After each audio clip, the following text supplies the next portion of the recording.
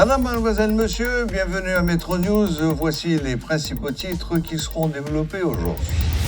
Les autorités fédérales aux États-Unis ont exprimé leur inquiétude par rapport à l'augmentation du trafic d'armes à feu à partir de la Floride vers Haïti. Une nouvelle cargaison d'armes a été saisie par les agents de la sécurité intérieure. Le prêtre Franz Cole, membre de la congrégation de l'Église épiscopale d'Haïti, a été interpellé le mercredi 17 août et gardé à vue après son audition à la DCPJ. Il est accusé de trafic d'armes et de munitions et de contrebande. L'ambassadeur du Canada à l'OEA exprime sa préoccupation face à la montée de la violence en Haïti. UADCET appelle les pays membres à aider Haïti dans le domaine de la sécurité. Le gouvernement haïtien annonce qu'il reste ouvert à toutes les propositions pour résoudre le problème de la sécurité.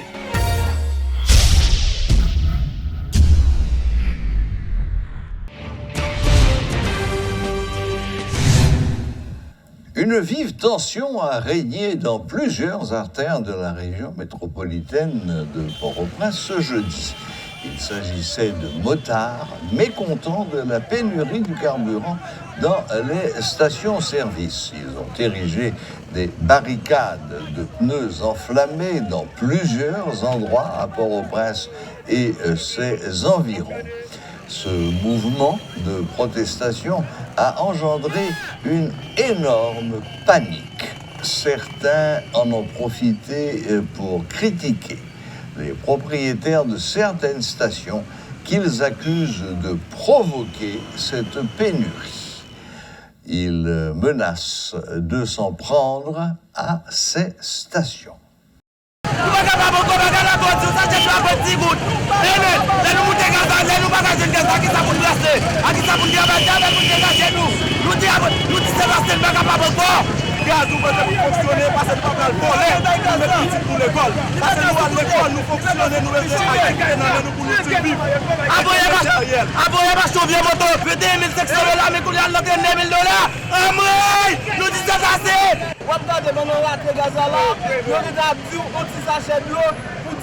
C'est pas sérieux ça. Après mouvement, marché personne dans le pour nous, marché pour propriété avec pour qui se va tolérer ça.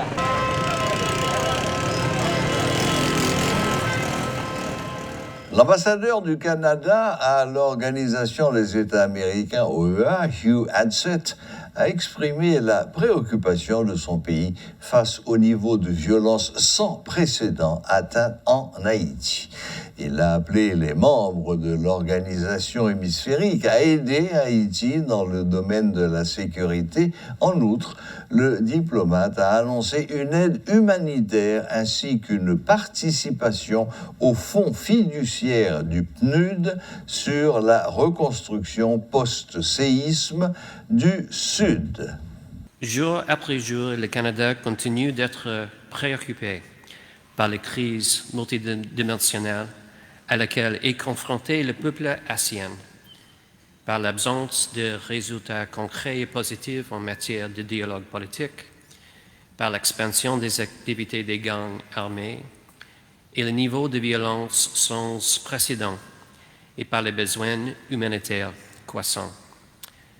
Le vide institutionnel prolongé alimente l'instabilité et la fragilité d'Haïti. Et c'est pourquoi un accord politique inclusif est essentiel pour sortir le pays de la crise constitutionnelle actuelle. Nous avons pris note de récents communiqués émis par le secrétaire général de l'OEA sur Haïti. Nous continuons toutefois de penser que la communauté internationale, en collaboration et concertation avec les Haïtiens et les Haïtiennes, a un rôle positif à jouer en support aux actions et à être entreprise afin de faire face aux problèmes les plus urgents du pays. Le Canada est prêt à accompagner les Haïtiens dans leur démarche pour émerger de ces crises, mais les solutions doivent émaner de l'intérieur. Nous encourageons l'OEA l'OEA a demeuré constructive à cet égard et a joué un rôle rassembleur, à l'instar de celui joué par le Canada cette année avec l'organisation d'une rencontre ministérielle sur Haïti à laquelle a participé, bien sûr, le secrétaire général de l'OEA. Pour faire face à la crise sécuritaire, le Canada a aussi renforcé ses appuis à la Police nationale de Haïti et à l'Académie nationale de police, en plus d'avoir contribué à la création et au financement du Fonds commun du PNUD sur la sécurité.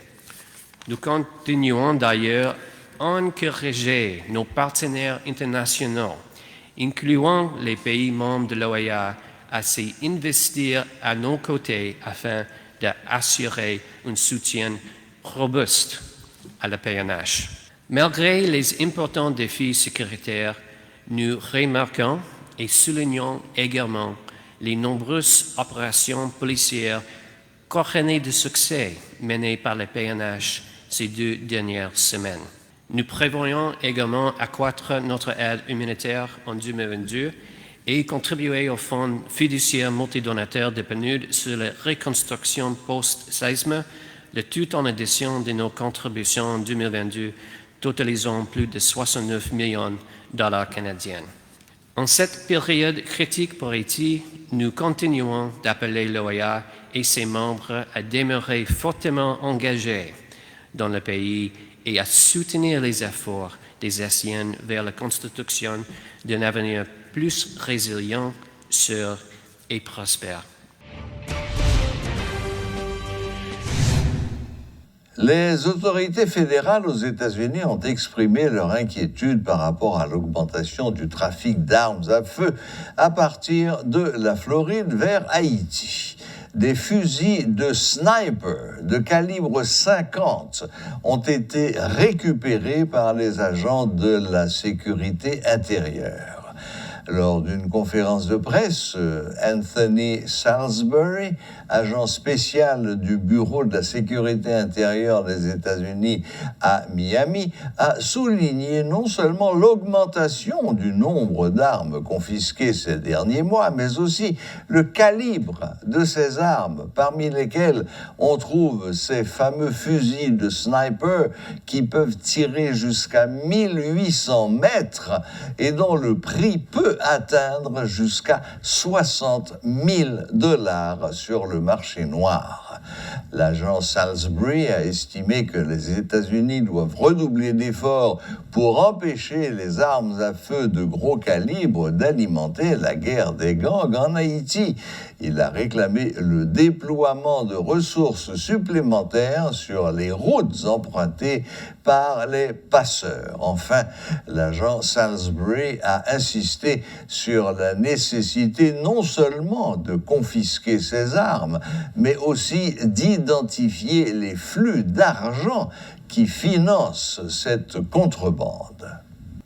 Le prêtre Franz Cole, membre de la congrégation de l'Église épiscopale d'Haïti, a été interpellé le mercredi 17 août et gardé à vue après son audition au Bureau des affaires financières et économiques, BAF, de la DCPJ pour trafic d'armes et de munitions, contrebande, fraude fiscale, évasion fiscale, enrichissement illicite et blanchiment d'avoirs provenant d'infractions graves. Selon la police, il faisait l'objet d'un mandat d'amener et d'une mesure d'interdiction de départ émis par le parquet de Port-au-Prince après avoir boudé 2 convocations de la DCPJ. Par ailleurs, les investigations se poursuivent, ainsi que la fouille des autres conteneurs en attendant son déferrement par devant les autorités compétentes.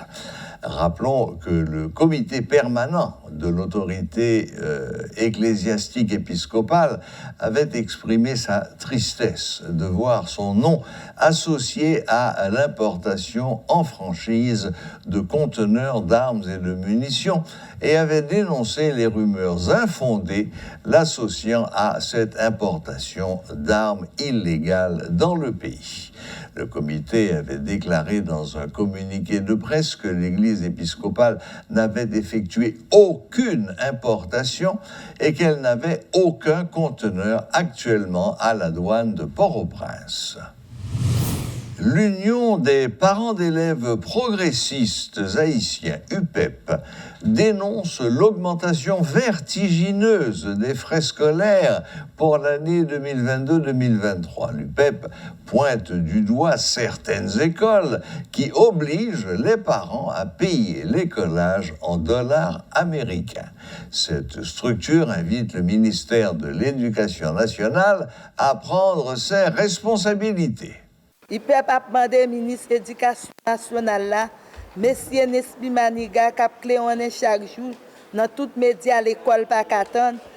Est-ce qu'il n'est pas au courant de façon plus fort l'école privée augmenter frais annuels pour l'année 2022-2023?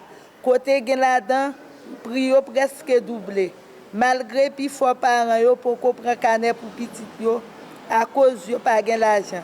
Et en pile perdu travail.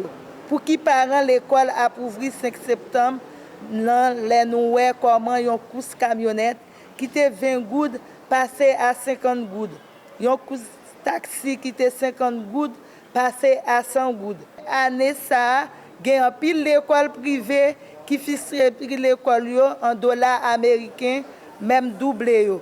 Ministre Nesmi Mandinga pas dit rien. Côté parents yo la guerre pour compte yo. Loi dit c'est après 4 années l'école là qui a augmenté frais yo et li pas doit dépasser 60%. Pourtant gen l'école qui mettait jusqu'à 60% sous frais. C'est presque chaque jour parents yo appelé pour porter plainte contre comportement directeur l'école privée ça yo. Cap mandé yo l'argent américain et même yon petit paire chaussette parents yo te ka acheter 100 gouttes dans la rue, gen l'école qui fait parents yo payer $40 américains et yo exige parents yo acheter uniforme dans l'école là. Ils peuvent constater ministre Nesmi Maniga pas jamais parler de massacre parents yo a subi en bas main puis fort directeur l'école privée ça yo. Il te parlé une seule fois sur une phrase dans l'article 5 loi qui interdit graduation malgré graduation toujours faite sur une autre forme.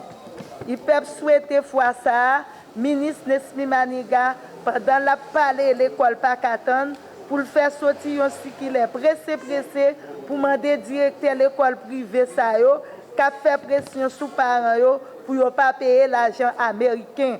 Ils peuvent pas lancer un cri d'alarme par le gouvernement Ariel Henry pour intervenir en faveur de plusieurs dizaines de milliers de parents qui peut comprendre canet pour petit yo année parce que soit yo pas travail ou bien yo fait faillite dans petit commerce yo te kon fait pour empêcher plusieurs milliers de timoun laguer dans la ria parce que nous tendez gouvernement te dit dans budget 2021-2022 gen 3 milliards goudes pour aider malheureux yo donc il peut pas demander côté comme ça passer pour finir. Il ne peut pas demander au ministre Nesmi Maniga pour qui ça, c'est 10 lycées seulement, lui autoriser à faire inscription pour classe 7e année fondamentale. Alors que j'ai passé plus que 50 lycées, lui dit qu'il peut entrer dans le programme fondamental là. Voilà, la boucle est bouclée. Merci de nous rester fidèles et à la prochaine, même heure, même chaîne.